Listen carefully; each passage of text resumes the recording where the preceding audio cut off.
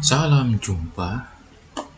Pada video kali ini kita akan melanjutkan pembahasan kita mengenai NVivo ya. Kalau di video sebelumnya itu saya sudah menjelaskan mengenai sebuah software ya. Sebuah software analisis data kualitatif yang bernama NVivo. Ya, jadi di video sebelumnya itu hanya sebatas perkenalan kita dengan sebuah software analisis data kualitatif yang bernama NVivo. Nah, jadi untuk teman-teman mahasiswa ataupun dosen guru ataupun yang lainnya yang ingin melakukan penelitian kualitatif dan lalu melakukan analisis data kualitatif. Nah, saat ini sudah ada software yang khusus digunakan untuk analisis data kualitatif yang bernama NVivo ya. Ini tampilan di laptop saya seperti ini, NVivo ya. Nah, untuk video pada kesempatan ini saya akan memperkenalkan atau menjelaskan bagaimana cara kita mengimpor data kita ya, mengimpor atau memasukkan data kita ke dalam software NVivo ini. Nah, di sini saya sudah membuka software NVivo-nya ya. Nah, ini adalah tampilan pertamanya. Nah, seandainya kita ingin membuat sebuah proyek baru atau sebuah proyek analisis data yang baru ya, dan kemudian memasukkan data-data kita ke sana, maka kita harus membuat proyek baru. Nah, proyek barunya itu ya, di sini di NVivo itu ada di tampilan new project ini ya. Nah, new project. Nah, di new project ini kita bisa membuat proyek baru. Nah, saya klik ya new projectnya. Nah, kita akan membuat proyek baru ya. Nah, itu terserah proyeknya, tergantung dengan proyek atau penelitian yang sedang kita buat ya. Nah, ini karena saya ingin melakukan latihan impor data, maka saya ada latihan impor data ya. Next. Nah, next, lalu akan muncul begini, lalu pilih create project. Nah, oke, ini saya tutup dulu. Nah, akan muncul tampilan seperti ini ya. Ini adalah navigasinya, menu navigasi. Ini menu navigasi tempat kita bekerja ya, bekerja untuk mengimpor file, lalu membuat coding, membuat cases, menyimpan query ya, lalu menyimpan visualisasinya. Nah, semua di menu navigasi ini. Lalu di sini ada menu bar ya. Nah, menu bar. Nah, di menu bar ini ada home, lalu ada import, create, explore, share, modules.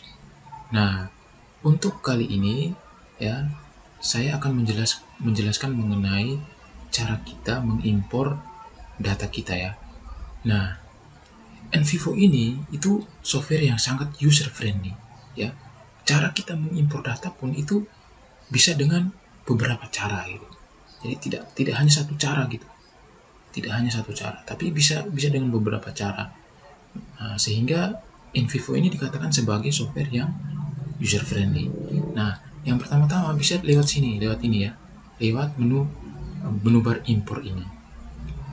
Nah, di menu bar impor ini kita lihat ada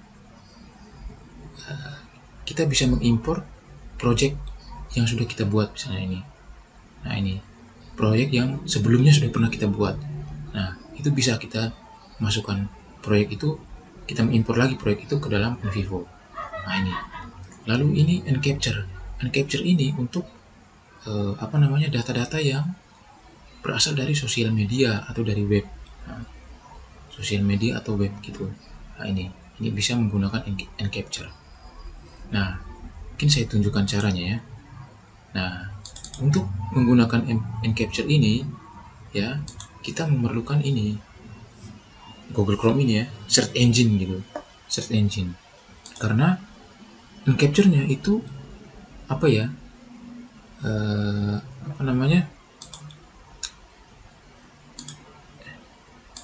Encapture-nya itu tersetting di Google Chrome ini gitu. Dia tersetting. Nah, ini tampilan Encapture-nya, Encapture for Envivo. Nah, jadi pada saat kita mendownload, menginstal Envivo, nah itu instalannya itu sudah termasuk dengan Encapture ini ya. Nah, dan Encapture ini langsung tersetting ke Google Chrome kita gitu. Nah, tersetting ke Google Chrome kita. Nah, Encapture ini akan digunakan untuk mengcapture semua data-data dari web maupun media sosial. Misalnya di sini saya ingin mengcapture data dari Twitter. Nah ini data dari Twitter misalnya. Nah, misalnya saya cari yang lagi trending itu hari ini itu misalnya Tukul ya. Nah ini misalnya tentang Tukul yang lagi sakit ya. Nah itu saya tinggal buka ya. Ini kan trending ya. Nah ini kan Tukul ini kan masuk trending hari ini ya. Nah saya tinggal klik ya. Lalu saya tinggal capture aja ya. Saya tinggal mengcapture gitu. Ini saya klik capture. Lalu kemudian kita lihat di sini deskripsi memo. Nah, kita akan masukkan sebagai file ya. Kita akan masukkan sebagai file, tidak sebagai memo ya. Dan juga tidak sebagai code. Nah, jadi kita pilih yang default ini ya, Lalu kita pilih yang ini, tweet as dataset. Nah, kita pilih saja yang ini. Yang ini nanti aja. Kita pilih yang ini saja. Nah, lalu kita capture, kita klik capture. Nah, kita klik capture. Nah, ya ini dia. Jika pertama kali kita membuka Google Chrome dan melakukan capture, maka dia akan meminta authorize app ya. Authorize app. Kita klik ini authorize app. Nah, itu kalau pertama kali kita membuka Google Chrome dan mengcapture, biasanya dia meminta authorize. Tapi kalau misalnya Google Chrome-nya sudah terbuka ya, sudah terbuka, lalu kita ingin mencari data di website, maka tidak perlu lagi tidak akan keluar itu authorize-nya ya. Nah, setelah itu kita lihat dia sudah mengcapture ini. Nah, ini dia sudah mengcapture. Nah, jadi tadi pilihnya ya. Ini setelah kita klik capture di authorize, lalu kita pilih ini show capture progress page. Nah, ini kita akan lihat dia sedang mengcapture. Nah, dia sedang mengcapture tweetan ya. Nah, tweetan tentang Tukul. Nah, ini kita pilih stop aja ya. Nah, kita pilih stop supaya mempercepat waktu kita. Nah, nanti dia akan data yang kita capture tadi, dia akan otomatis tersimpan di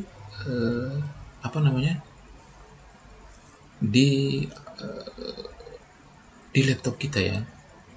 Di laptop kita sudah langsung tersimpan di data kita gitu, tersimpan. Nah, lalu selanjutnya setelah kita mengcapture, lalu kita akan impor capturean kita tadi ya untuk dimasukkan ke Envivo. Nah, caranya itu pilih import, lalu kita pilih encapture. Nah, kita pilih encapture. Nah, data saya tadi itu adanya di download ya, di C ya, di C dan di download, di folder download. Ini data saya di folder download. Nah, bisa terjadi Mungkin teman-teman yang lain mungkin di folder yang berbeda ya, tapi di saya di folder download. Nah, lalu kita pilih tadi, yang tukul tadi ya, ini tukul. Nah, ini yang sudah kita capture tadi kan tukul ya. Nah, ini kita pilih, ini kita centang, lalu kita klik import. Nah, kita klik import. Nah, dia akan masuk. Nah, ini datanya masuk ya, datanya sudah masuk nih. Nah, itu kalau dari media sosial ya. Jadi bisa media sosial apa saja ya, bukan hanya Twitter. Bisa juga misalnya teman-teman pilih misalnya kompas.com. Nah, kompas.com, lalu teman-teman misalnya cari berita tentang tukul gitu ya. Nah, misalnya cari berita tentang tukul gitu. Nah, ini tukul arwana pendarahan otak. Nah, teman-teman klik ya. Klik, lalu nah ini beritanya. Nah, kemudian ini tinggal di capture gitu, tinggal di capture. Nah, pilih capture lagi, pilih webpage as PDF ya. Lalu di capture gitu. Capture. Nah, nanti dia akan tercapture. Nah, in progress ya.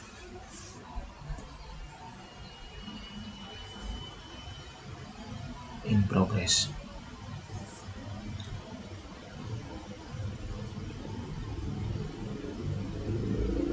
Kita tunggu sampai selesai ya.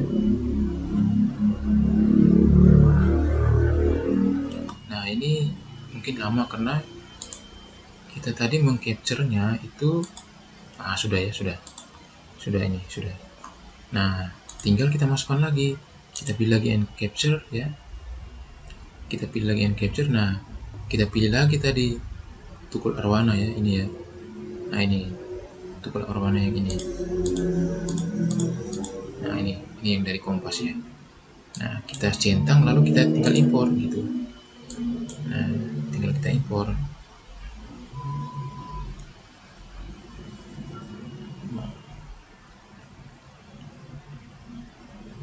Nah, sudah masuk kan? Nah, coba kita buka ya. Nah, dia bentuknya PDF ya.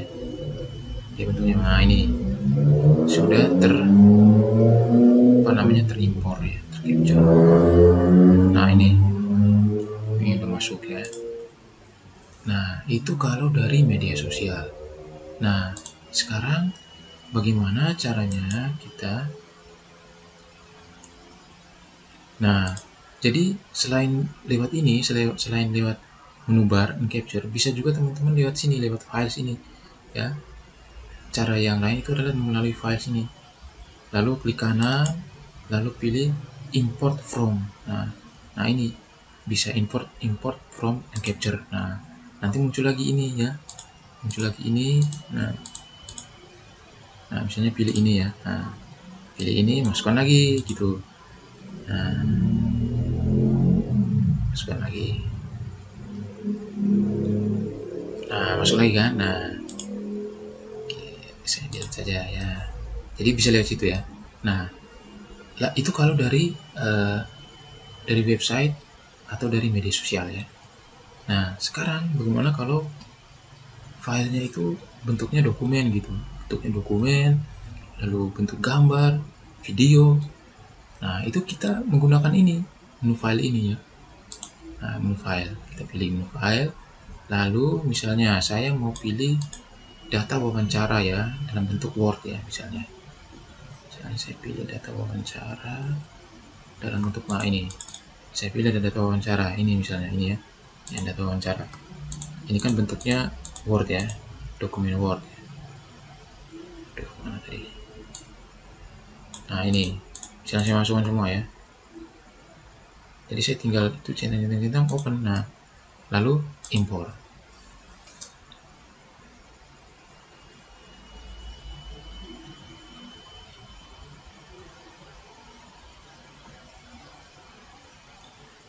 Nah, sudah masuk teman-teman. Sudah masuk seperti ini ya. Nah, bisa juga lewat files, klik kanan, lalu import files ini bisa juga kan. Nah, ini import file, lalu masukkan tadi wawancara misalnya ini kan. Nah, misalnya ini open import. Nah, masuk lagi kan. Oke. Nah, jadi seperti itu. Lalu misalnya sekarang gambar. Ya gampang. Kita masuk lagi ke file kita yang ada gambar. Nah, kita pilih gambar ini kan gambar ya. Nah, oke, masukkan lagi. Nah, import. Oke. Nah, masuk ya gambar. Bisa juga lewat sini, file. Nah, file kita masukkan gambar. Nah, masuk import. Nah, gampang kan? Nah, masuk itu. Nah, masuk. Nah, video pun begitu. Video pun bisa dari file lalu misalnya kita cari video, misalnya video apa ya? Misalnya video tutorial Vivo misalnya. Misalnya cari yang ukurannya kecil ya, biar tidak terlalu lama. Misalnya ini, misalnya saya pilih yang ini ya, coding misalnya. Nah ini tinggal masukkan.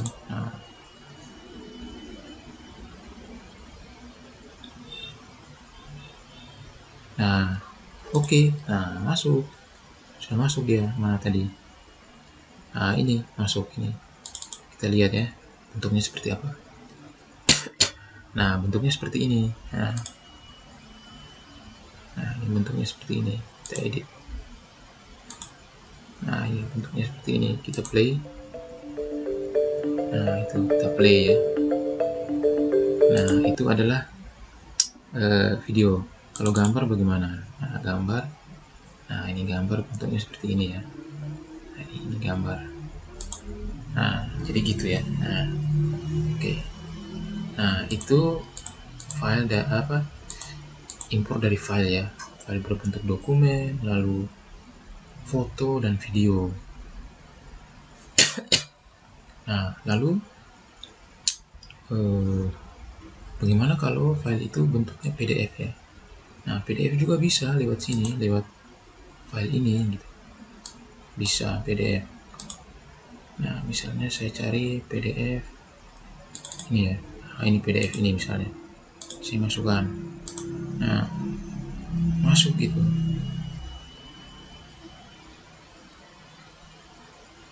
Nah, oke. Nah, masuk.